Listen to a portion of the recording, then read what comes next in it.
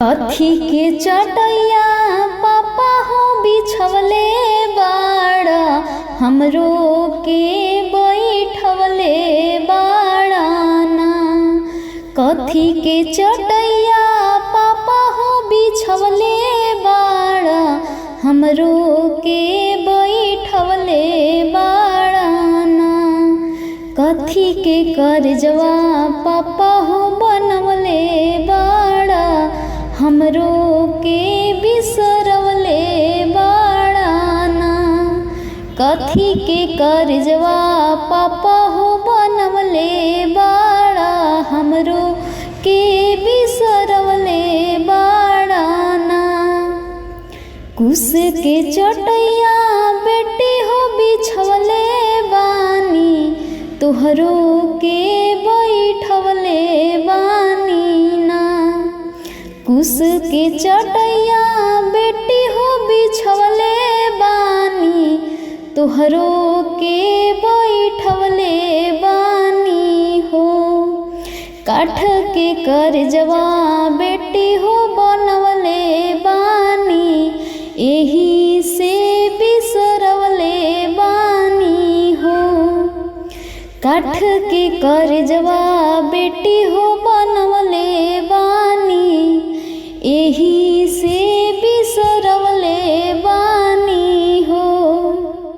आँखी के पुतरिया पापा हो तोहरे रहनी, धिया हम दुलारी रहनी ना।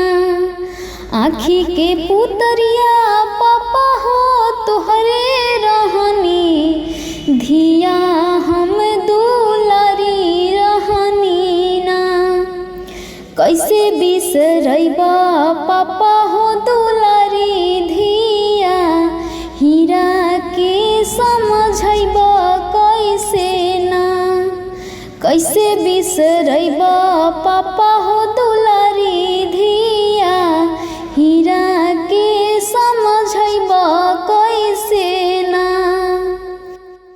बगिया के फुलवा बेटी हो तू ही रहलू, तू ही घर के कोयलिया रहलू हो।